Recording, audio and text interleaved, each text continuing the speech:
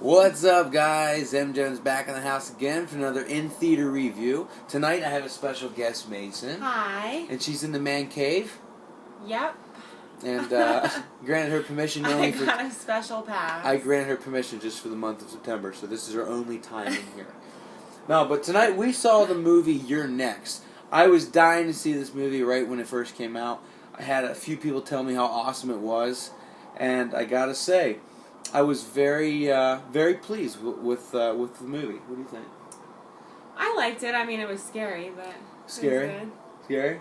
Yeah. I thought it was good mainly because it was legitimate fear. Like, there was no Actual people. no demons, I'm gonna kill you. no demons, no bullshit, no science fiction. It was just strictly there was actual human beings behind the mask in the movie You're Next. Yeah. And so everything that could happen, this one over here was squirming. I had to protect her the whole 2 hours. Actually, an hour and 35 minutes, actually, the runtime. But I was pretty scared, too. There was a lot of parts I was like, oh, shit. Like, I didn't know what was going to happen. But I'll give you a rundown quick of the plot, and then I'll have her go over a few other things. Basically, the plot was, it's a family, big family. You know, it is a mother and a father, and they have 4 kids, 3 boys and 1 daughter. And they all kind of meet in this, like, random... kind of like in the middle of nowhere, beautiful, woods, and this really beautiful home. And the home reminded me of, I think, Wyatt's house from Weird Science, the movie back in the '80s, with the kind of how the house was built with the brown and the cream color exterior. The house was had that brown and cream exterior. Mm-hmm, yeah. So it reminded me of like the movie Weird Science, like the house where they had the big party. I don't know why it reminded me of that. That's the first thing I thought. And basically, they all just want to hang out and spend a weekend together. A very wealthy family as well. You'll find that out as the movie goes on. That's not a plot twist or anything.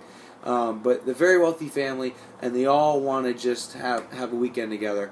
And just like that, there's people being picked off one by one by these 3 masked men that are just there to kill.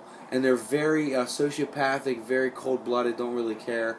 And there's a major twist to why these 3 masked people are doing what they're doing. Yeah, like the whole movie, you don't really know why. Yeah. It just seems like it's random. Mm-hmm. It just seems like it's random.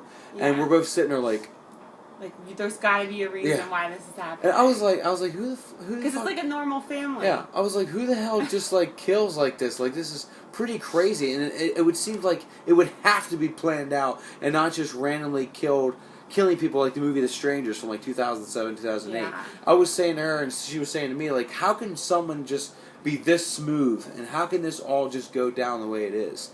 And the movie had some great twists, and I really liked it.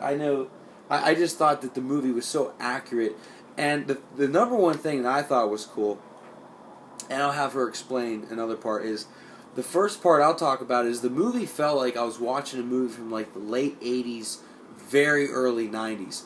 Kind of like the whole Poison Ivy, New Seduction kind of feel. Like, you just know something's going to go wrong. Mm-hmm. The movie felt like I was watching a movie from the 1990, 1989. That's how I felt. There was constant music playing very subliminally, and I thought that was really cool.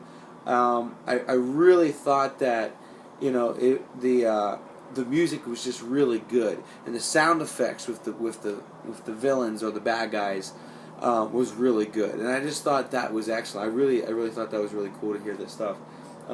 What did you think of the main character, the girl, the Australian girl? What did you think of her? I liked her the best out of every character. Yeah. I mean, for obvious reasons. Yeah, because we didn't recognize any actors or actresses in this movie, except for one person I'll get to after she's done. I don't know who that is. But, the main character, what was her name in the movie? Do you remember? Erin, yeah. She's dating one of the siblings of this family. One of the brothers. Yeah, so it's like the first time meeting any of the family members. Yeah. So she has that pressure or whatever. But through this whole thing, she's the one that has it most together.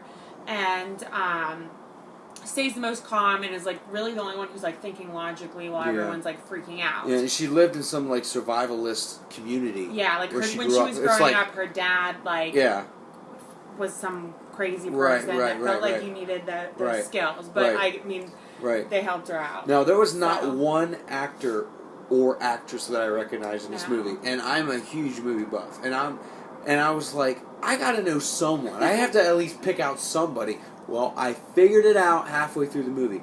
The father in the movie played the bartender in Dumb and Dumber. Oh Where my he's like, Mary Swanson.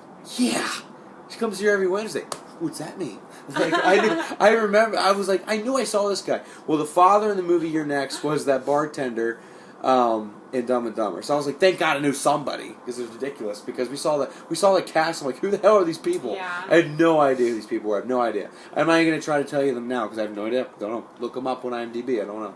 But I just thought that was good. The only thing about this movie, and I think we'll probably go to our ratings now. 1 out of 5. What would you give it? I give it a 3 out of 5. Okay, I give the movie a 3.5 out of 5, and the reason why I give it a 3.5 out of 5 is I thought it was so convenient that the girl Erin that we've talked about just so happened to know how to do everything. Yeah. How convenient. How often do you come across somebody that knows how to survive in the woods? How convenient it was that. I thought, I was like, in a situation when it happens to them, where you have these masked men trying to come into a house and kill you, and all of a sudden the chick is just a Tomb Raider-esque type person and just beats the shit out of everything that comes near her. I thought that was how convenient. One of those, how convenient. Of course. So I love the music. I love the sound effects.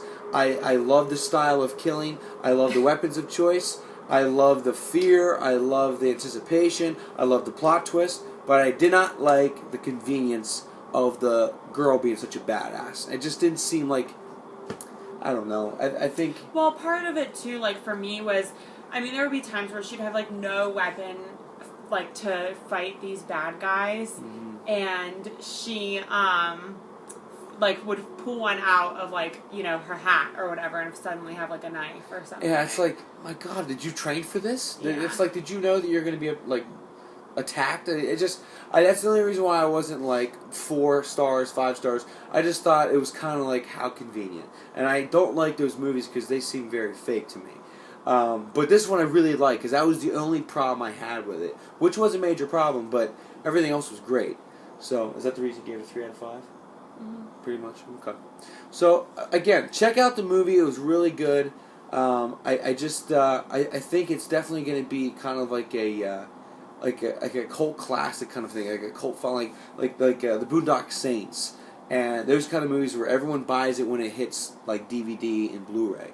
I don't know how many people have seen this movie, and I think a lot of times when movies that are like horror that don't come out during Halloween season kind of get missed and lost in translation, because I think people forget, like, oh wait, there's a horror movie out in August, and I think people forget that, and I think those movies get released on Blu-ray, DVD, Netflix, and all that, and then they blow up because they're probably released at a time where people want to, maybe buy a movie like around Christmas time. The movie will probably be out around Christmas, so I think it'll be really huge when it hits like to purchase.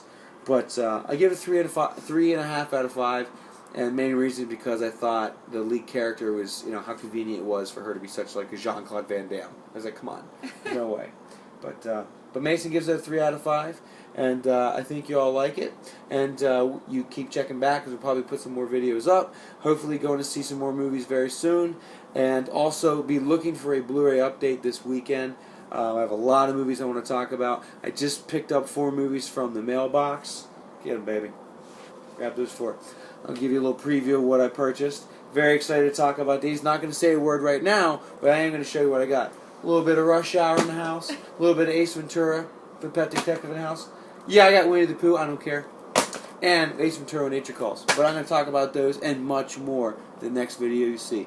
Until then, you take it easy and bye.